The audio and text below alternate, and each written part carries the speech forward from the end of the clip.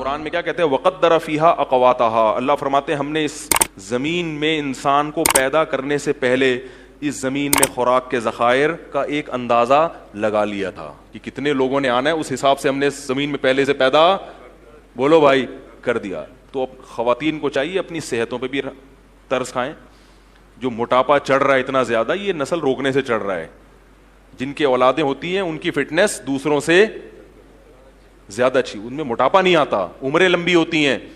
اور بڑی بات ہے اللہ تعالیٰ اولاد دیتے ہیں جو ہے وہ بڑھاپے کا سہارا بنتی ہے. بڑھاپے میں کون عزت دے گا بھائی آپ کو؟ کون پالے گا آپ کو؟ کوئی بھی لفٹ کرانے کے لیے تیار نہیں ہوتا.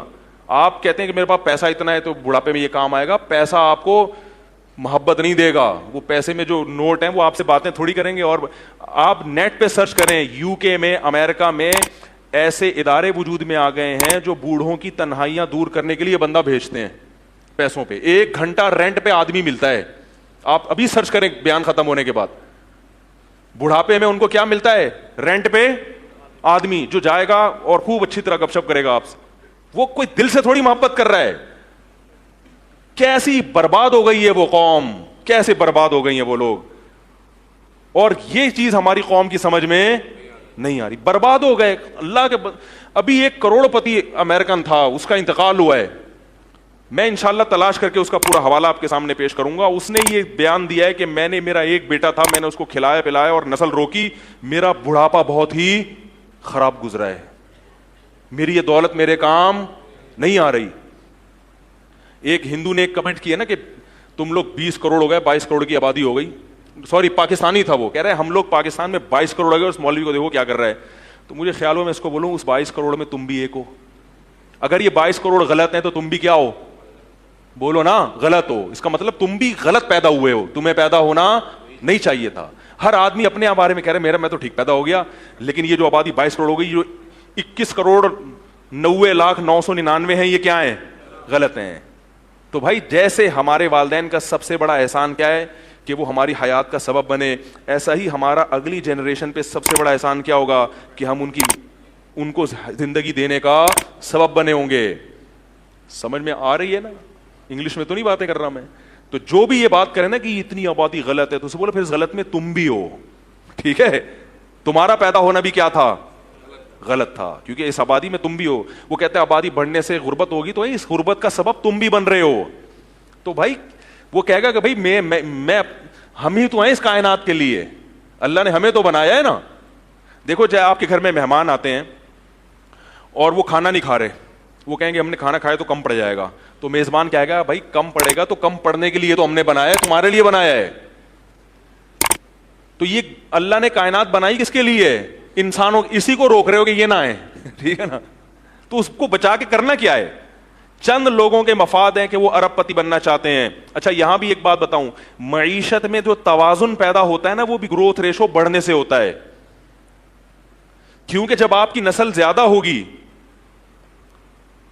تو جائیداد کیا ہوگی؟ کئی لوگوں میں, بولو بھائی, ڈیوائڈ ہوگی. یہ موضوع بڑا ٹیکنیکل ہے, اس پر ایک بیان کر چکا ہوں, اس پر میں ابھی دوبارہ نہیں آؤں گا کہ گروتھ ریشو بڑھنے سے معیشت میں بھی کیا پیدا ہوتا ہے؟ اعتدال.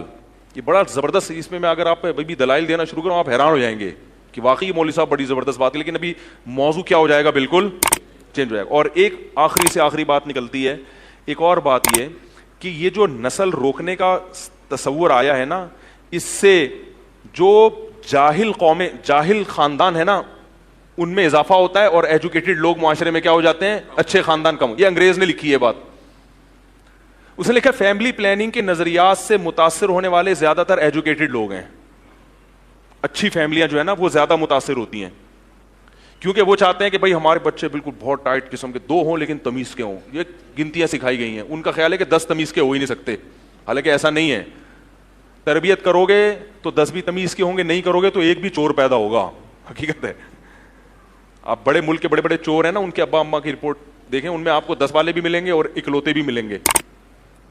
تو یہ بہت اہم پوائنٹ کی بات ہے, اس کو سمجھیں کہ جب میں نے بتا چماٹ مار دوں گا میں اگر تھوڑا سا پیچھے رہوں, مذاق کر رہا ہوں.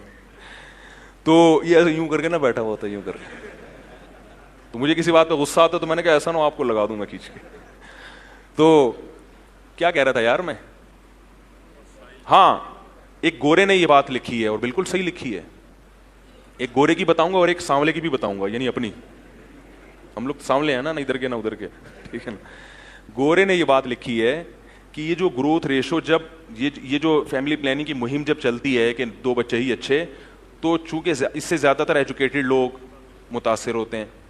وہ کہتے ہیں ہاں بھائی, اور جو ان پڑھ طبقہ ہے نا وہ اس لیے متاثر نہیں ہوتا کہ وہ کسی چیز سے متاثر ہونے کے لیے تیار, وہ کہتا ہے چھوڑو یار پیدا کرو. ان کو تو تربیت کی بھی فکر نہیں ہوتی, تعلیم کی بھی فکر نہیں ہوتی, بیویوں کی صحت کی بھی نہیں, وہ تو کہتے ہیں ہو رہے ہیں اور ہونے دو. نتیجہ کیا نکلتا ہے, جو نیچ اور گھٹیا خاندان ہے نا ان کا ریشو بڑھ جاتا ہے, اور جو اچھی فیملیاں تھیں وہ آبادی کا تناسب کم ہو جاتا ہے. چور اچکے بولو بھائی زیادہ ہو جائیں گے, تو چور اچکوں کو نہ بڑھنے دو. کیا خیال ہے؟ جو اچھی فیملی, اگر آپ سمجھتے ہو کہ ہم اچھے خاندانی لوگ ہیں تو پھر آپ کو اپنی نسل بڑھانی پڑے گی تاکہ آنے والی امت کو کیا ہو, فائدہ ہو. یہ گورے کی بات ہے. اب ایک سانولے کی بھی سن لیں.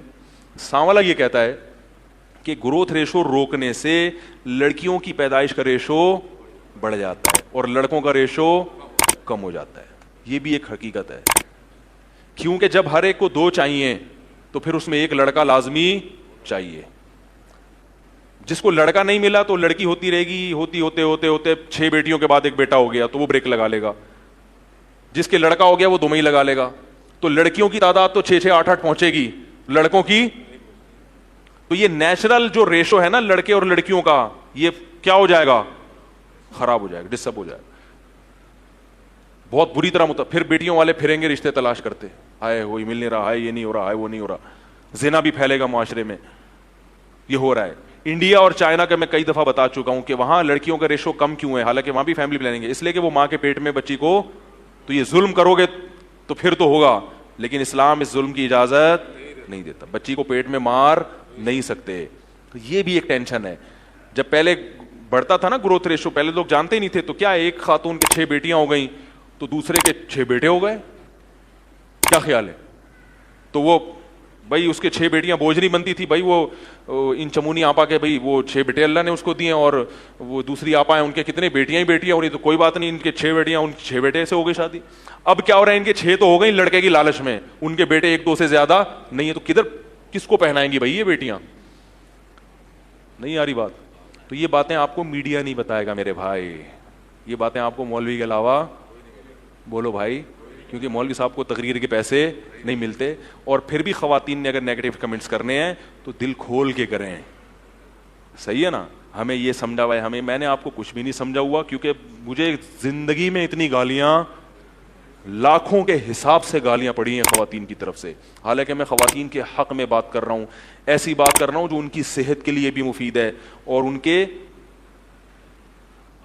عورت تو بچوں پہ ہی تو حکومت کرتی ہے, وہ اصل حکومت عورت کی کس پہ ہوتی ہے, اولاد پہ ہوتی ہے. اسی سے آپ نے اس کو محروم کر دیا, جاب کرو جاب, بس جاب کرو جاب. پیسہ بھائی ہر چیز کا علاج نہیں ہے. دوستو اس طرح کے اچھے بیانات سننے کے لیے ہمارے چینل کو سبسکرائب کرو اور ساتھ بیل کا آئیکن پریس کر کے آل سلیکٹ کرو. شکریہ. پھر ملیں گے نیکسٹ ویڈیو میں. اللہ حافظ.